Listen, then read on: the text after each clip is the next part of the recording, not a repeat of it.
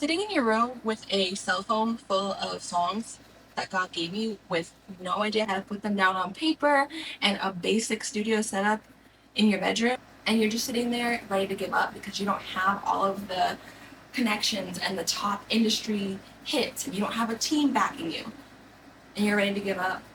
Well, don't. This is the video for you. You're going to want to stick around. Hi all, I'm Robin Gabrielle. I am a singer-songwriter, I'm a Christian artist mentor, and I am here to help you release songs that God has put on your heart without needing the music industry to open the door for you. A little about me, I went to Berklee College of Music. I graduated right before COVID, and I thought that I was gonna meet all these cool creators and artists, and I was gonna make all these connections. I thought I was gonna move to Atlanta and everything was just gonna take off. That did not happen. The opposite happened. I wound up back home in Rhode Island, which is literally, if you don't know, it's not an island, it's just the smallest state in the US. And I went to work for a regular job after spending hundreds of thousands at Berklee College of Music. All because I just had this plan and this vision of what I wanted. And it didn't pan out. But eventually God was like, hey, start with what I've given you. That's what I want to talk about today. Don't despise the small beginnings. In Zechariah chapter 4, verse 10, it says, do not despise these small beginnings, for the Lord rejoices to see the work begin.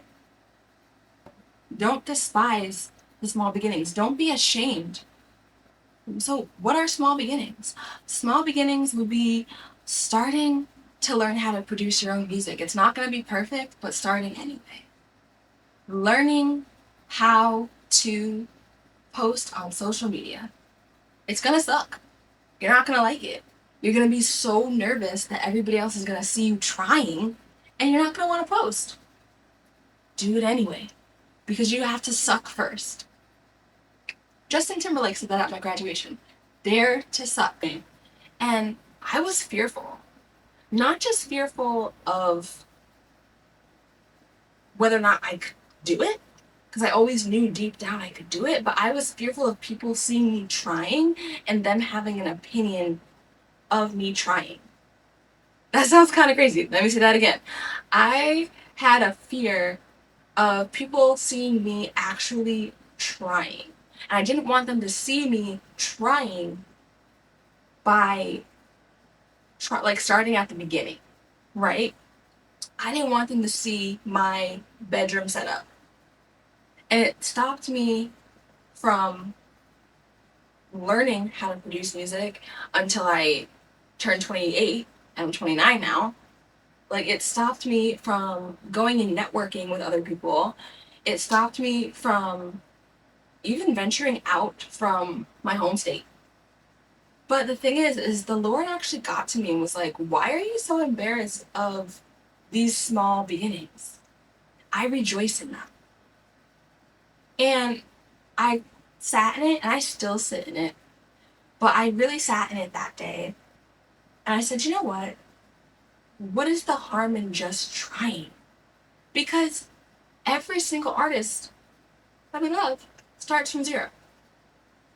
And not only that, I mean, the Lord started from zero. He created the earth from nothing. That was zero. So why are we any different?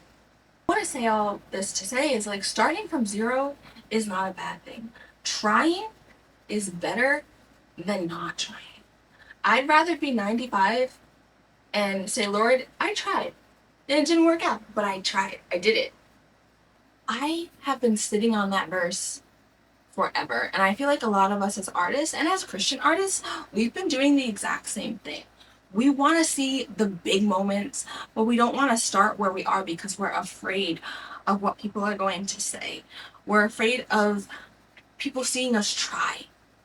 And I used to be like that. When I was in school, I didn't want anybody to know I did music, which is crazy because I went to a music school. When I came back home to Rhode Island, I worked at a job for 4 years at a nonprofit. Everybody was great. But it turned that I was hiding. I was hiding my purpose. I wasn't making music anymore. I wasn't being who God created me to be. And it really sucked the soul and life out of me, all because I was stubborn and didn't want to start where I was at. Starting over, building a music career from scratch, people still ask me, what are you doing with your music? Are you still making music? What are you doing? And I remember always telling them, yeah, but I was so ashamed that I was starting small. So ashamed. And the Lord doesn't call us to be shamed or to feel shame just because we're starting from making music in our bedrooms. I mean, that's where everybody starts at this point. Or whether you are in a studio and you've only written one song in your life, or whether you're picking up an instrument for the first time in your life at 45, it doesn't matter. There's no reason for us to be ashamed of who God's calling us to be.